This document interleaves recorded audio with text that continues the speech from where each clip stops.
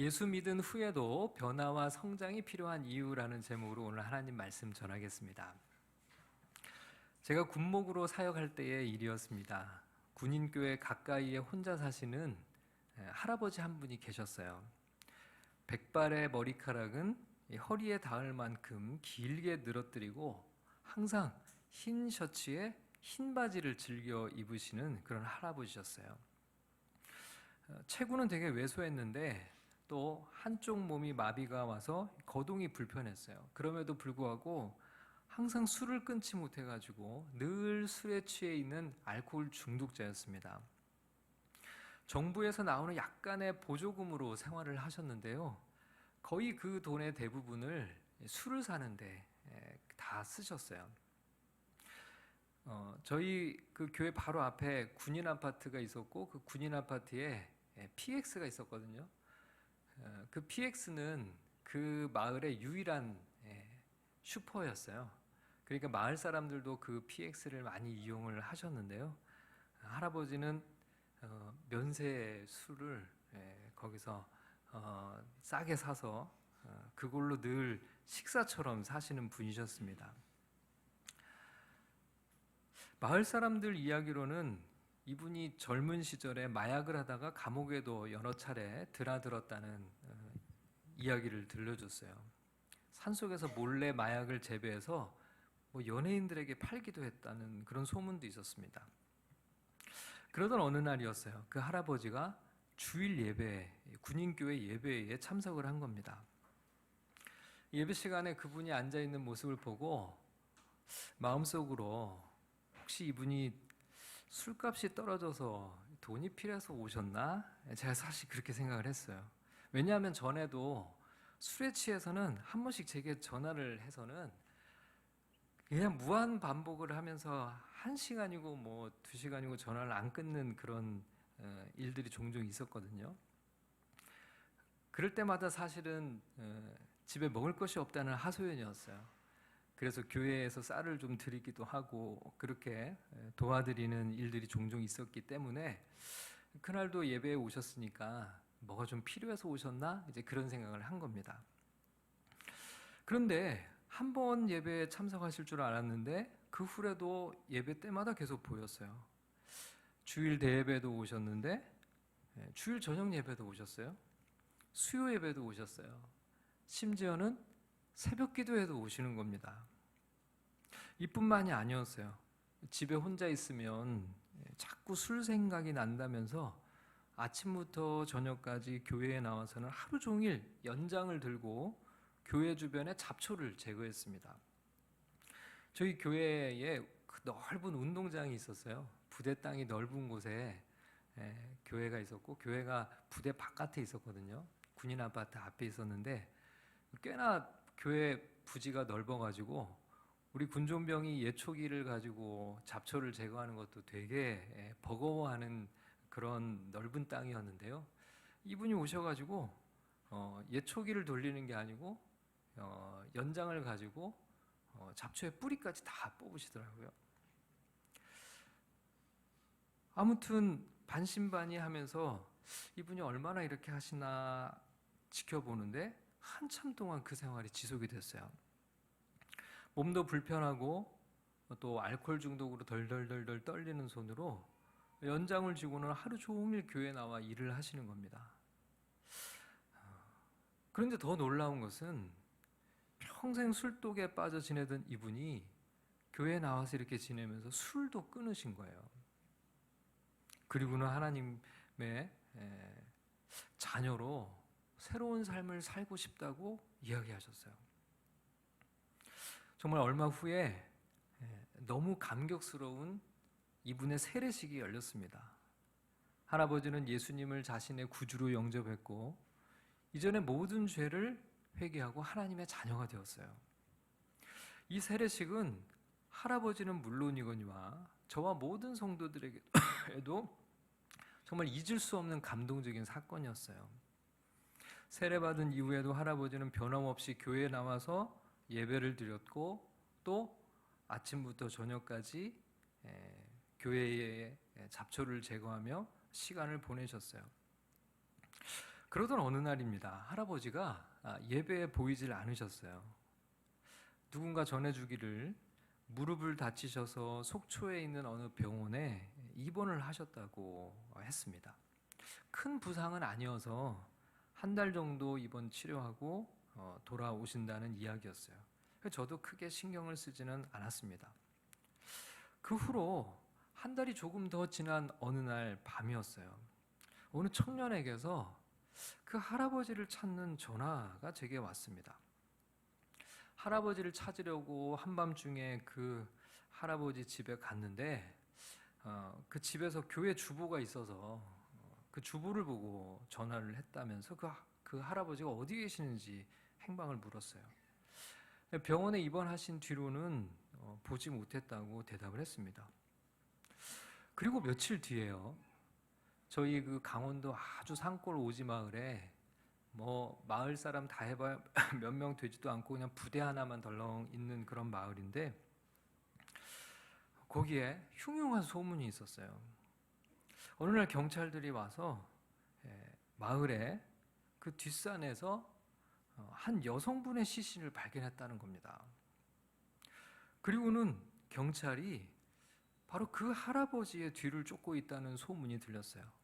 할아버지가 인제에서 할아버지를 봤다는 그런 소문도 있고, 근데 보니까 얼마 지나지 않아서 그 숨진 여성의 차량을 타고 그 할아버지가 여기저기를 다니고 있었어요. 그리고는 그 할아버지가 체포됐습니다. 교회 주보를 보고 한밤중에 제게 전화를 한 그 청년은 그 숨진 여성분의 아들이었어요. 이 가족이 그 할아버지를 알게 된 것은 불과 얼마 전 속초에 있는 한 병원에 있을 때였습니다. 숨진 여성분의 남편이 그 할아버지와 한 병실에 입원을 하게 됐어요. 그 여성분의 남편은 요양이 필요한 장기 입원 환자셨는데 할아버지는 그 남편이 요양하기 좋은 집을 자기가 싸게 팔 테니까 한번 같이 보러 가자고 유인을 했어요. 그리고 깊은 산에서 계약금 100만 원을 빼앗고 살해한 겁니다. 너무나 큰 충격이었어요. 평생 범죄와 향락에 젖어 살아왔지만 이제는 예수님을 믿고 회개하고 하나님의 자녀로서 술도 끊고 완전히 새로운 삶을 살고 있던 중에 이런 끔찍한 범죄를 저질렀다는 것이 믿기질 않았습니다. 한편으로는 너무 실망스럽고 화도 났어요. 나중에 이 할아버지가 제게 계속 편지를 보냈어요. 사실 편지를 받아도 읽고 싶지도 않았어요. 제 마음에는 그렇게 좀 화가 많이 났습니다. 그 편지 중에는 어떤 것도 있었냐면 겨울이 다가오니까 그 할아버지가 자기가 살던 집에 보일러를 잠궈달라는 그런 편지의 내용도 있었어요. 제 마음속에 아니 사람을 죽이고 감옥에 들어가서 언제 나올지 그것도 모르는 형편에 보일러 걱정을 하고 있나? 이런 생각에 막 화가 났던 기억이 납니다. 그래도 제가 마냥 외면할 수는 없어서 춘천 교도소로 면회를 간 적이 있어요. 영치금을 조금 넣어드리고 면회를 했어요. 할아버지는 너무 죄송하다며 막 흐느껴 우는 그런 모습으로 저를 만났습니다. 자기가 너무나 큰 죄를 지었다며 그렇게 흐느껴 울었어요. 그리고 그때 저에게 얘기해 줬습니다. 무기징역을 받았다는 이야기였어요. 자, 예수님을 믿고 하나님의 자녀가 된 이후에 지속적으로 변화하며 성장하는 분들이 많이 계세요. 이제는 세상 즐거움이 아니라 거룩한 은혜를 맛보며 믿음 안에서 하나님을 닮아갑니다. 하나님 나라 백성으로 하나님을 예배하며 복음을 전하며 기쁨으로 살아가요. 그러나 다른 한편에서는 그렇지 못한 경우도 종종 봐요. 잘 성장하지 않고 정체해 있어요. 예수를 믿지만 이전에 즐기던 세상 일을 버리지 못하는 사람도 많이 있습니다. 심지어는 오히려 퇴보하는 이들도 있어요. 때로는 예수 믿기 이전의 삶으로 돌아가 버리기도 합니다. 왜 이런 일들이 일어나는 걸까요? 예수 그리스도를 구주로 영접하고 새로운 피조물이 되었음에도 왜 이런 일들이 일어나는 걸까요? 이런 영적인 문제를 우리는 어떻게 다루어야 할까요? 오늘 말씀 속에서 이 문제를 함께 살펴보고자 합니다. 성령의 은혜가 우리 모두에게 임하시기를 주님의 이름으로 축원합니다. 자, 우리가 기억해야 할 첫 번째 진리가 있어요. 예수님을 믿고 하나님의 자녀가 되었다고 저절로 우리가 변화되거나 성장하는 것은 꼭 아니라는 사실입니다. 여러분, 모든 그리스도인은 예수 그리스도를 믿고 주로 영접하면 그 즉시로 하나님의 자녀가 돼요. 여러분, 이것이 성경의 가르침입니다. 그리스도 안에 있으면 우리는 이미 새로운 피조물입니다. 그건 변함이 없어요. 다시 태어나서 영생을 얻은 겁니다. 이 모든 것은 예수를 나의 주로 믿고 고백하고 영접하는 바로 그 순간에 일어나는 일이에요. 그리고 주님이 우리를 그렇게 받아주신 하나님의 은혜의 선물을 우리는 받은 겁니다. 자, 그런데 여러분, 우리 자신을 보면 어떤가요? 그리스도를 믿기 이전과 이후에 큰 차이를 느끼며 살아가십니까? 나 자신이 완전히 새로운 피조물이 되었는데 그에 상응하는 변화가 얼마나 보이셨나요? 자, 오늘 우리가 읽은 본문에 보면 시몬이라고 하는 한 사람이 등장을 합니다. 자, 9절부터 11절까지 말씀을 우리 함께 읽어보겠습니다. 시작. 그 성에 시몬이라는 사람이 전부터 있어 마술을 행하여 사마리아 백성을 놀라게 하며 자칭 큰 자라 하니 낮은 사람부터 높은 사람까지 다 따르며 이르되 이 사람은 크다 일컫는 하나님의 능력이라 하더라. 오랫동안 그 마술에 놀랐으므로 그들이 따르더니, 시몬은 마술을 부려서 사람들의 이목을 끌었던 사람입니다. 이 마술이 악령을 이용해서 행하는 아주 미신적인 행위였을 가능성도 있어요. 대단히 영적인 그런 일로 사람들의 주목을 끌었던 인물이죠. 구절을 보면 시몬은 자칭 큰 자라는 표현으로 이렇게 성경이 기록하는데요. 자칭 큰 자, 스스로가 큰 인물인 채 하는 그런 사람이라고 묘사하고 있죠. 그리고 시몬은요, 사람들이 자신을 가리켜서 하나님의 위대한 능력의 소유자라고 말하며 따르는 것을 즐거워했어요. 그걸 즐겼습니다. 그러니까요, 우리가 이 장면을 통해서, 이 구절을 통해서 유추해 볼 수 있는 것은 이 시몬이라는 사람이 그 누구보다도 권력욕과 명예욕이 아주 강한 사람이라는 것을 알 수 있어요. 실제로 이 사마리아에서 이 시몬은 상당한 유명 인사였고 영향력이 큰 그런 인물이었죠. 그런데 그가 복음을 전해 듣고 그리스도인이 된 거예요. 12절과 13절 말씀을 함께 읽겠습니다. 시작. 빌립이 하나님 나라와 및 예수 그리스도의 이름에 관하여 전도함을 그들이 믿고 남녀가 다 세례를 받으니, 시몬도 믿고 세례를 받은 후에 전심으로 빌립을 따라다니며 그 나타나는 표적과 큰 능력을 보고 놀라니라. 빌립은 7 집사 중에 한 분이죠. 그 빌립이 이 사마리아 성에서 복음을 전했어요. 많은 사람들이 예수님을 믿고 세례를 받았습니다. 자, 그러자 이 시몬도 예수를 믿고 세례를 받는 일이 일어나요. 사마리아의 유명한 마술사가 예수님을 믿고 회심을 한 거예요. 그리고 세례까지 받았습니다. 자, 성경을 보면 시몬이 진실하게 예수님을 믿었고 또 세례도 받았고, 그때 보면 전심으로 빌립을 따라다녔다라고 기록을 해요. 그리고 그는 더 이상 마술사의 일을 하지 않아요. 마술도 내려놨습니다. 그렇게 많은 사람들에게 영향력을 미치던 자신의 도구까지 다 버렸어요. 그리고는 복음을 전하는 빌립을 열심히 따라다니며 빌립의 사역 현장을 지킵니다. 여러분, 시몬은 참 많이 변한 듯해요. 사마리아에도 복음이 전해졌다는 소식이 예루살렘에 있는 사도들에게 전해졌어요. 자, 그러자 예루살렘 교회가 베드로와 요한을 사마리아 성으로 보냅니다.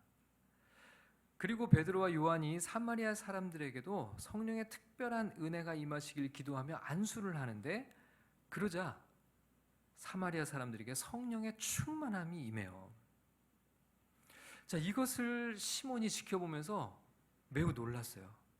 야, 사도들이 안수를 하니까 하나님의 성령이 사람들에게 임하고 성령의 다양한 능력들이 막 나타나는 거예요. 이것을 지켜보던 시몬이 사도들의 이런 능력이 탐이 났습니다. 원래 명예욕이나 권력욕이 아주 강했던 시몬은 그것을 돈으로 사고 싶어 했어요. 자, 18절과 19절을 읽겠습니다. 시작.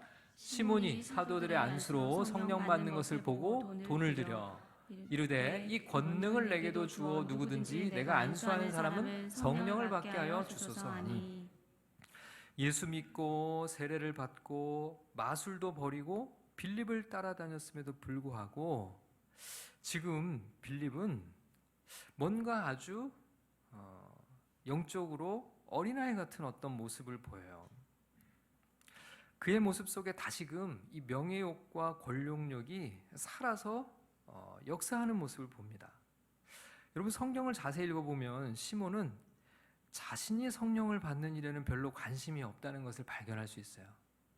내게도 안수해 주셔서 저도 성령을 받게 해주세요, 여기에 관심 있는 게 아니고, 대신에 시몬은 사도들이 지금 이 안수에서 사람들이 성령을 받게 하는 그것에 관심이 많이 있고, 그래서 시몬은 이렇게 얘기를 해요. 그 권능을 내게도 주어서 누구든지 내가 안수하는 사람은 성령을 받게 하여 주소서. 자, 내가 안수하는 사람은 성령을 받게 하여 주소서. 하나님의 뜻대로 도구로 쓰임받는 게 아니고 어느덧 하나님의 그 자리에 올라가려고 하는, 내가 안수하는 사람은 성령 받게 하는 그 능력을 소유하는 것에 훨씬 더 관심이 많이 있는 것을 보게 돼요. 이 능력을 통해서 사람들에게 영향력을 행사하고 싶었고 대단한 능력을 가진 존재로 사람들의 시선을 끌고 싶었던 거죠. 여러분, 시몬은 예수 믿기 이전에도 그리고 예수 믿은 이후에도 이 명예욕과 권력욕에 사로잡혀 있는 것을 발견할 수 있어요. 예수 믿기 이전에는 미신적인 마술을 부려서 자신의 명예를 얻고 권력을 누리고 싶었다면 이제는 성령의 능력을 사서 자신의 명예를 얻고 권력을 누리고 싶어 했던 것이죠. 여러분, 우리가 여기에서 주의 깊게 봐야 하는 한 가지 진리가 있습니다. 예수 믿고 하나님의 자녀가 되었다고 해서 일순간에 우리가 예수 믿기 이전에 우리 안에 있었던 육체의 욕망들이 완전히 사라져버리는 게 아니라는 거예요. 성경은 우리가 예수님을 믿고 난 이후에도 육체의 욕망이 우리 안에 남아서 성령의 원함을 방해하는 그런 갈등이 우리 안에 있다는 것을 이야기해요. 갈라디아서 5장 16절과 17절 말씀을 함께 읽겠습니다. 시작. 내가 이르노니 너희는 성령을 따라 행하라. 그리하면 육체의 욕심을 이루지 아니하리라. 육체의 소욕은 성령을 거스르고 성령은 육체를 거스르나니 이 둘이 서로 대적함으로 너희가 원하는 것을 하지 못하게 하려 함이니라. 예수를 믿고 하나님의 자녀가 되어 새로운 피조물이 된 이후에도 우리 안에는 여전히 육체의 욕망이 자리 잡고 있어요. 여러분, 우리가 새로운 피조물이 되었다고 해서 육체의 욕망이 저절로 사라지거나 저절로 제어되지는 것은 아니에요. 오히려 내버려두면 육체의 욕망이 우리 안에 계신 성령님을 거스리는 역할을 한다는 거예요. 그리고는 점점 더 큰 세력으로 우리 안에서 역사한다는 겁니다. 우리가 예수를 믿고도 저절로 변하거나 성장하지 않는 이유는 육체의 소욕이 우리 안에 그대로 있기 때문이라는 것을 우리는 발견할 수 있어요. 자, 여기에서 우리가 변화와 성장을 위한 중요한 두 번째 진리를 발견하게 되는데요. 그건 바로, 그래서 우리 모두에게는 교회라고 하는 공동체가 중요하다는 겁니다. 여러분, 지금 시몬은 유혹의 욕심을 따라 썩어져가는 구습을 따르던 옛사람의 습관을 좇아서 행하고 있어요. 그리스도인이 되었지만요, 예수 믿기 이전에 그렇게 살아왔어요. 그런데 지금도 그 욕망은 여전히 시몬 안에 가득 남아 있었어요. 시몬은 자신의 욕망을 이런 식으로 채워왔을 거예요. 뭐든지 돈으로 살 수 있는 세상의 방식을 따라서 자신은 쉽게 생각했겠죠. 성령의 권능도 돈으로 살 수 있을 거라고 말해요. 그게 뭐가 문제지? 그의 가치관 속에서는 그게 문제될 게 전혀 없었어요. 여러분, 훔친 것도 아니잖아요. 강제로 뺏은 것도 아니잖아요. 그는 정당하게 돈을 지불하겠다고 했어요. 그가 평생 살아왔던 자신의 가치관 속에서 그건 아무 문제가 될 것이 없었어요. 그리고 자신의 육체의 욕망을 따라 그는 뭐가 문제인지도 모르고 그렇게 제안을 한 겁니다. 자, 거기에 대해서 베드로가 이렇게 말씀하죠. 20절과 21절의 말씀을 읽겠습니다. 시작. 베드로가 이르되 내가 하나님의 선물을 돈 주고 살 줄로 생각하였으니 내 은과 내가 함께 망할지어다. 하나님 앞에서 내 마음이 바르지 못하니 이 도에는 내가 관계도 없고 분깃될 것도 없느니라. 베드로는 성령의 인도하심을 따라서 시몬 안에 있는 문제를 드러내세요. 여러분, 시몬은요, 엄밀한 의미에서 자기가 지금 어떤 잘못을 범했는지를 전혀 모르고 있어요. 성령에 대해서도 무지했고, 그리고 성경에 대해서도 별로 아는 바가 없었던 것 같아요. 그런데 지금 베드로는 시몬이 어떤 잘못을 가지고 있는지를 깨우쳐줘요. 그리고 이것의 결과가 얼마나 비참하고 처참한 것인지도 경고하죠. 아마도 시몬은 이 베드로의 이야기를 듣고 상당히 충격을 받았던 것 같아요. 아니, 내가 그냥 달라고 한 것도 아니고 돈을 충분히 내고서 달라고 했던 건데 왜 이렇게까지 크게 책망을 받을 일이지? 라고 아마 깜짝 놀랐을 거예요. 여러분, 24절 말씀을 한번 같이 읽겠습니다. 시작. 시몬이 대답하여 이르되 나를 위하여 주께 기도하여 말한 것이 하나도 내게 임하지 않게 하소서 하니라. 시몬이 베드로에게 지금 나에게 일어나겠다고 한 그 일이 하나도 일어나지 않게 나를 위하여 기도해 달라고 이야기를 하거든요.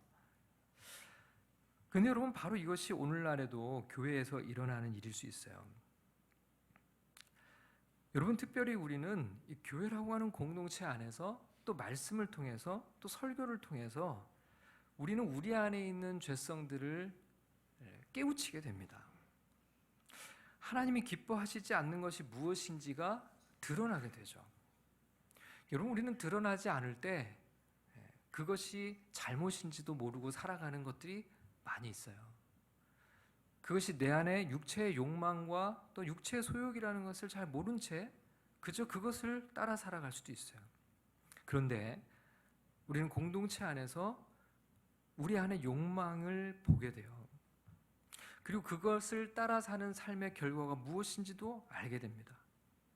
그리스도 안에서 새로운 피조물이 되었을 때 옛사람의 습관을 쫓아 행하고 무심코 육체의 욕망을 따르며 살아갈 때 그것을 일깨워주고 돌이키도록 도전하는 것은 교회라는 공동체 안에서 말씀을 함께 나누고 말씀을 서로 권면하면서 우리가 깨닫고 알아가는 그런 과정이 필요한 거죠.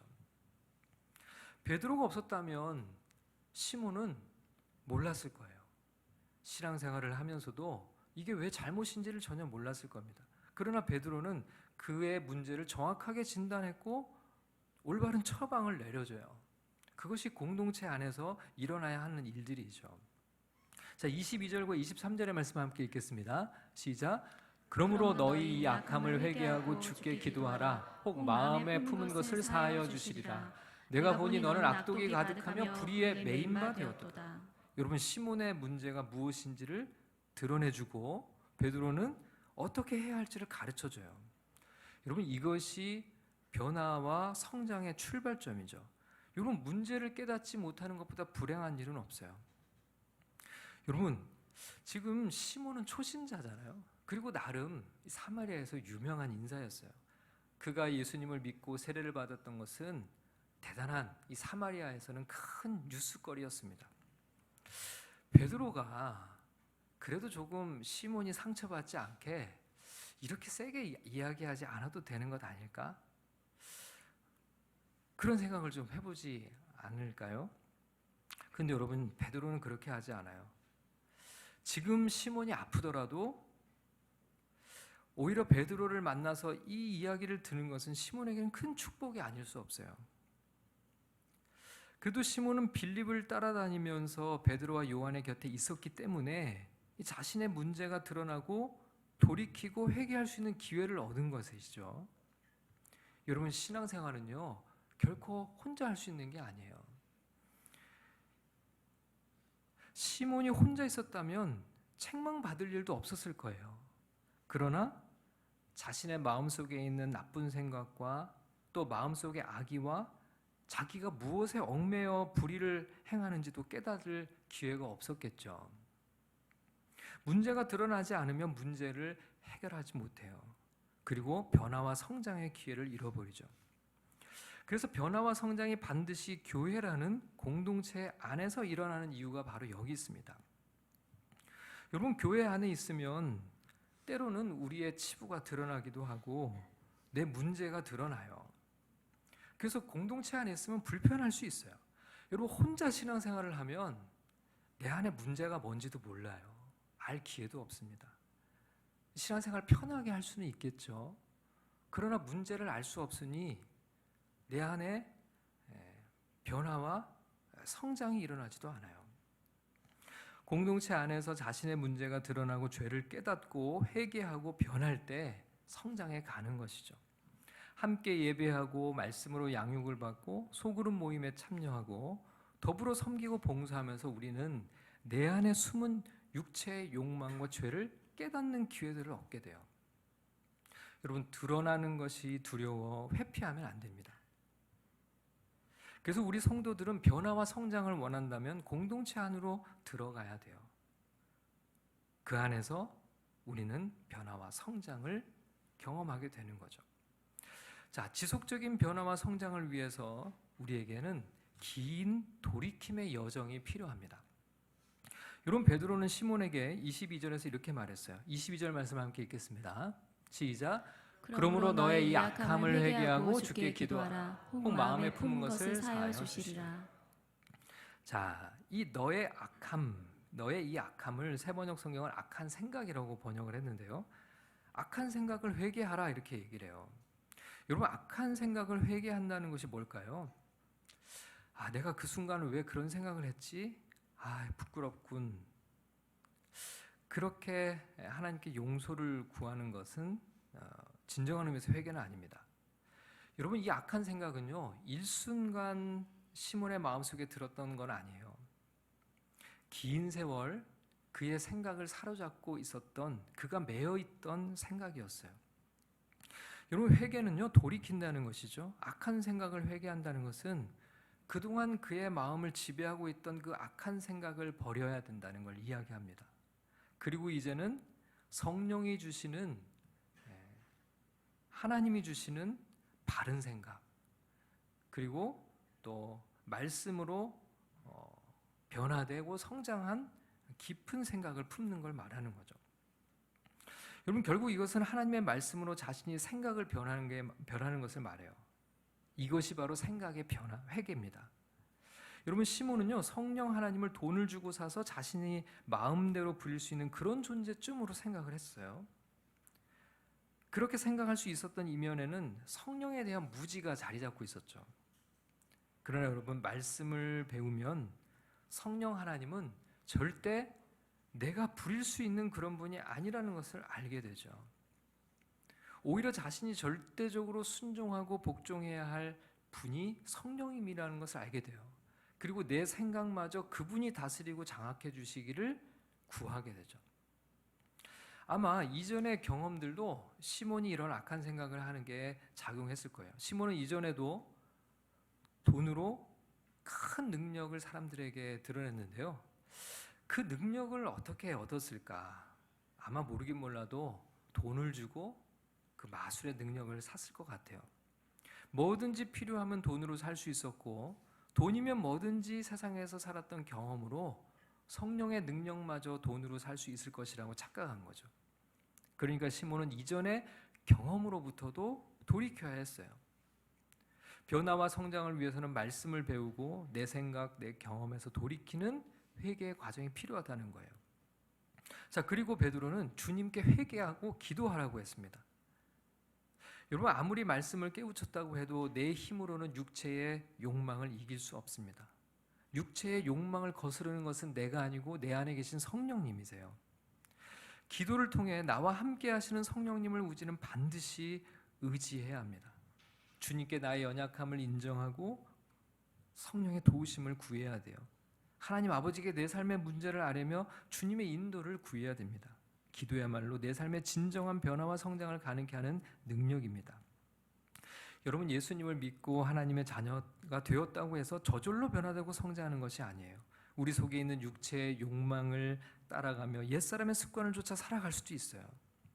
그러나 여러분, 말씀은 우리의 부끄러움을 일깨워주고 기도를 통해 성령께서 친히 우리를 도와달라고 구할 때 우리는 변화를 경험하게 돼요. 그리고 우리는 공동체 안에서 함께 성장해 가는 그런 은혜를 맛보게 됩니다. 저는 우리 새로운 교회 공동체 안에 이런 변화와 성장이 넘쳐가기를 소원합니다. 말씀의 나 자신을 비추어 자신을 용기 있게 드러내고 말씀과 기도로 날마다 변화와 성장이 일어나는 교회, 그런 믿음의 삶 우리 모두 살아갈 수 있기를 주님의 이름으로 간절히 축원합니다.